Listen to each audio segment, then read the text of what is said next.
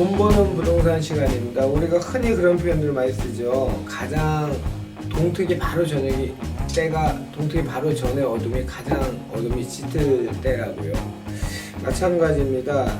태풍이 불기 전에 폭풍우가 오기 전에 항상 바다에 핵에 들어가면 가장 고요하다고 한답니다. 그래서 아마도 그래서 오늘 이런 센 또 제목을 잡아주신 것 같습니다.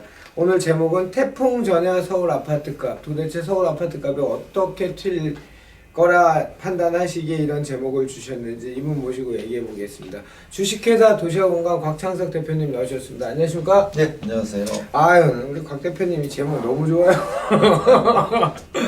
저번 주에 한 거 클릭son 한 거 보셨죠?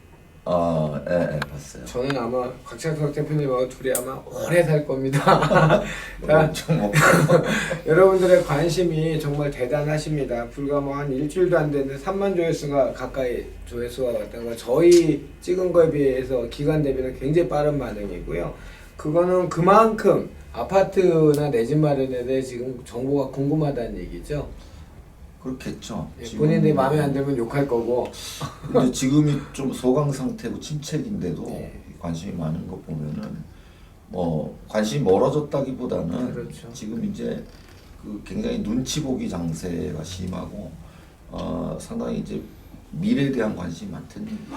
자, 아침에 뉴스를 듣다 나오는데 이제 보유세 강화, 재산세까지, 종부세, 재산세까지 얘가 나옴에도 불구하고 우리 곽창석 대표님 오늘 제목을 태풍 전야 서울 아파트값이라 잡아주셨습니다. 좋습니다. 어떤 지금 상황인데 이런 제목을 잡으셨는지 이야기 나눠보도록 하겠습니다. 그 혹시 태풍 전야를 겪어보셨어요? 겪어보진 않았죠, 저는. 저는 어릴 때 바닷가에 그 태풍 부는 바닷가에 살았어요. 아, 삼천포죠, 고양이. 네, 불기 전에 예. 굉장히 그 고요합니다. 아, 진짜 실제로요? 예, 그런데 이제 다 느낌으로 어느 정도 알아요. 아, 예.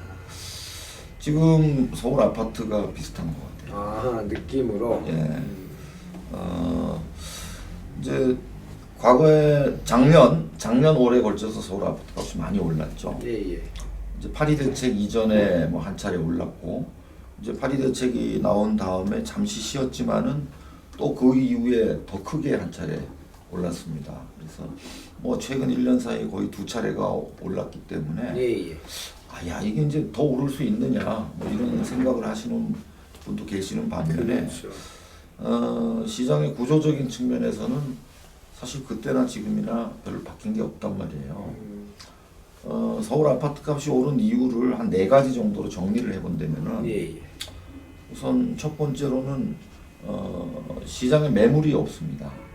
매물 품귀. 예, 특히 작년 파리 대책이 나오면서 매물 품귀 현상이 더 심화됐어요. 예. 말하자면 이제 2주택 이상 다주택자들 중에서 파리 대책이 나오면서 투기 지역으로 바로 지정이 된 11개구. 예, 예. 여기 경우에는 팔면은 전세 빼주고 뭐 늘 말씀드리지만 세금 남는 게 없었어요. 예, 예. 근데 이제 올해 들어서는 그런 분들이 팔면 내 돈이 더 들어가야 될 판이에요. 그렇죠. 또 제일 관심이 많았던 게 이제 재건축이었는데 재건축은 인기 지역일수록 다 거래 금지가 돼버렸어요. 그렇죠. 팔아야 될 필요가 있는 사람도 팔 수가 없어요. 매물이 안 나오는 거예요. 못 나오는 거죠. 안 나오는 게 아니고. 이제 그런 상황이 사실 이제 작년보다는 올해 4월 1일 이후에 더 강화되고 있습니다. 말하자면 올해 4월 이후가 매물 부족 현상에 더 강하게 시달릴 가능성이 있다는 거예요. 두 번째는 매수 쪽에서 찾아볼 수 있는데요. 예, 예. 매수자들은 크게 두 가지로 나눌 수 있죠. 하나는 이제 실수요자, 그다음에 이제 투자 수요자 이렇게 나눌 수 있는데 사실 이 실수요나 투자 수요는 명확하게 구분되는 건 아닙니다. 그렇죠. 실수요라고 하지만 실제로는 이제 투자 목적이 있는 경우도 있고. 다 그렇지 않나요? 대부분이? 그렇죠. 네, 대부분. 또 투자 수요자라 하더라도 뭐 재건축을 투자한다 하더라도 장기적으로 뭐 입주한다든가 아니면 자녀한테 물려줄 목적 이런 게 강하거든요. 명확하게 구분은 안 되지만은 실수요자들은 보통 뭐 이제 결혼이라든가 취약이라든가 직장 이전이라든가 이런 것 때문에 예. 발생되는 건데 이분들은 좀 불가피한 측면이 있어요.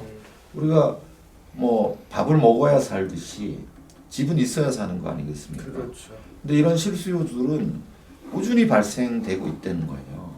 아무리 집이 많이 있어도 실수요자는 늘 있게 마련입니다. 그렇죠. 그리고 뭐 그런 측면 공급적인 그러니까 수량에 대한 측면도 있지만 그 체인지 그러니까 갈아타고 싶어하는 예를 들면 똑같은 연식이라도 더 잘 지은 아파트에 가고 싶은 게 인지상정이고 그런 건 이제 그렇잖아요. 우리가 교체 수요라고 네, 하죠. 교체 수요도 마찬가지. 애들이 크면은 집을 늘리고 넓혀야 싶다든가 아니면은 뭐 더 좋은 지역으로 교체, 예, 맞습니다. 뭐 강남으로 가고 싶다든가. 그럼 뭐 상존할 수밖에 없는 수요이죠. 그거는. 예. 그런데 이제 이 투자 수요자들은 보통 보면은 집값이 뛰면은 크게 늘어나는 경향이 있고요. 집값이 안정되거나 떨어지면은 줄어들거든요. 예. 근데 이제 문제는 실수요예요. 실수요는 집값과 크게 상관없이 늘 존재한다는 그렇죠. 거예요. 그러니까 작년에 집값이 뛴 거를 이 매도 매수 이 수요 공급 측면에서만 분석을 한다면 말하자면 이런 기본 실수요에 비해서 매물이 부족했던 거예요. 특히 투기 지역으로 묶어놓은 소위 인기 지역들 이런 곳들이 더 부족했던 거예요. 그렇죠, 그렇죠. 그래서 이제 가격은 뛴 건데 그럼 올해 들어와서 이런 상황이 사실 나아졌느냐? 일단 투자 수요는 눈치 보기를 하고 있죠. 현재 뭐 집값이 보합세를 보이고 있으니까. 그런데 이제 실수요자들은 점점 좀 그 마음이 이제 속이 타들어가는 거예요. 급해지는 거죠, 이제. 왜냐하면 이 싼 물건이 나올 줄 알았는데 그렇게 내가 기다리던 곳에서 지금 싼 물건이 잘 안 나오고 있어요. 예, 예. 지금 뭐 3월 중순 이후에 이렇게 눈치 보기를 하고 있지만은 시간이 더해질수록 점점 이제 뭐 지방선거 끝나면 또 뭐 여러 가지 개발 계획들도 발표한다고 하고 있기 때문에 조금씩 기본 실수요자들이 좀 마음이 급해져 가고 있는 상황이고요. 네. 세 번째 요인으로 본다면은 무엇보다도 이제 우리가 이제 기준 가격이라고 할까 예. 또는 선도 가격이라고 할 수 있는 이런 가격들이 올라버렸어요. 예를 들면 우리가 강남을 많이 가고 싶어 하는데 강남이 제일 비싼 곳이 한강변 반포거든요. 반포 압구정모이죠. 예, 그렇게 돼 있는데 이쪽이 재건축 그 뭐 초과이익 환수제도 있었지만은 거래를 금지하는 바람에 매물량이 크게 줄었고 또 한강변 새 아파트 한강 조망되는 곳 이런 것들이 가격이 먼저 올라버렸어요. 그렇죠. 가격을 선도하게 됐고 또 보면 이제 신규 분양 아파트의 분양가가 문제인데 정부에서 이걸 규제한다고는 했지만은 근데 보면은 작년에 서울에 이제 재건축 아파트 특히 강남권 이런 데 물량들이 나오면서 분양가 굉장히 비싸게 나왔거든요. 4,300, 4,500 고선이었잖아요. 이제 나중에는 누르긴 했지만은 예.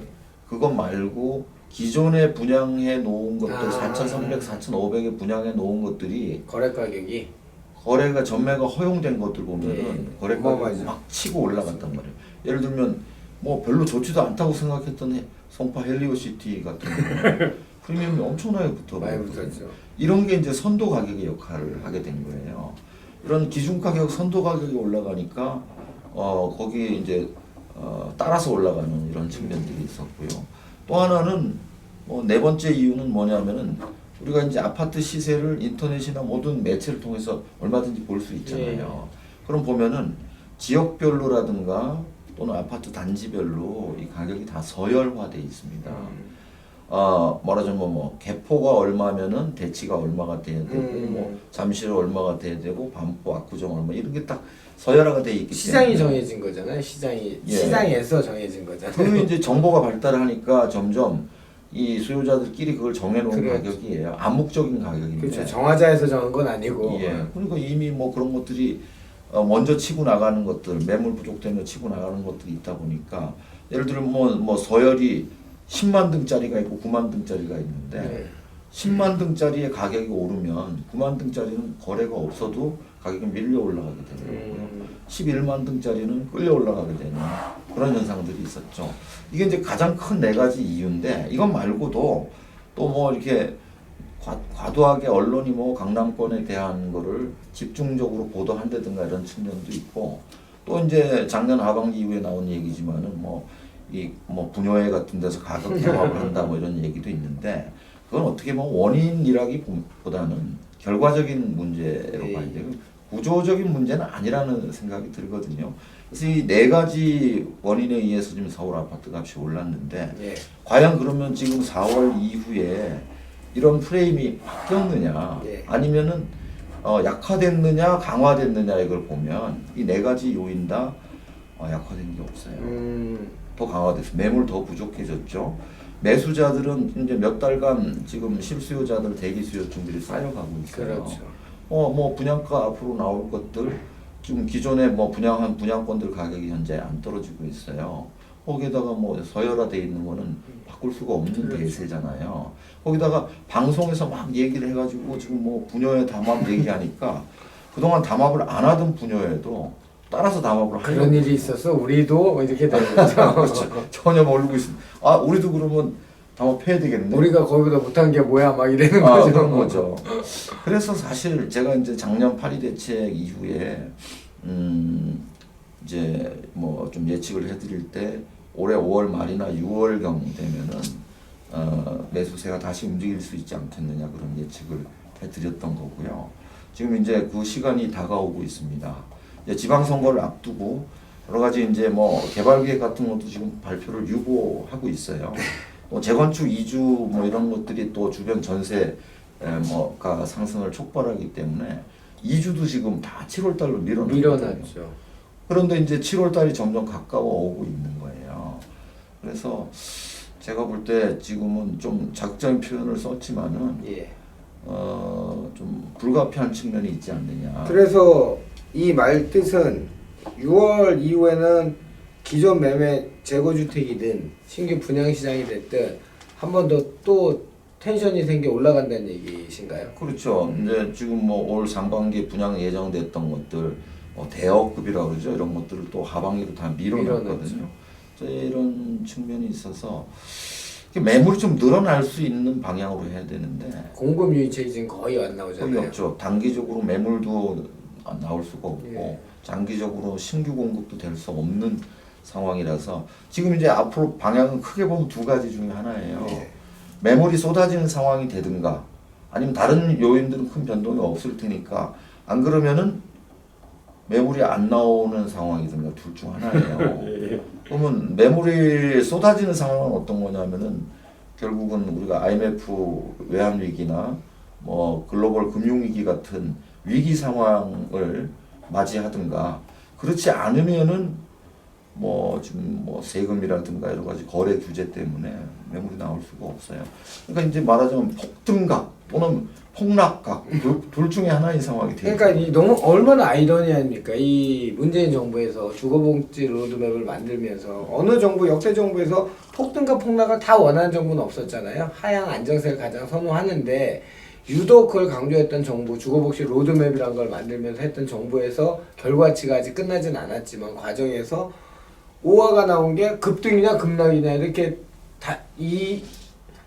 말하자면 지금 집값을 안정시키기 위해서 나온 대책들이 결국은 안정이 아니고 폭등이나 폭락으로 끌고 가는 동안이면 뭐나 이런 시기의 결과가 나오게 생겼어요.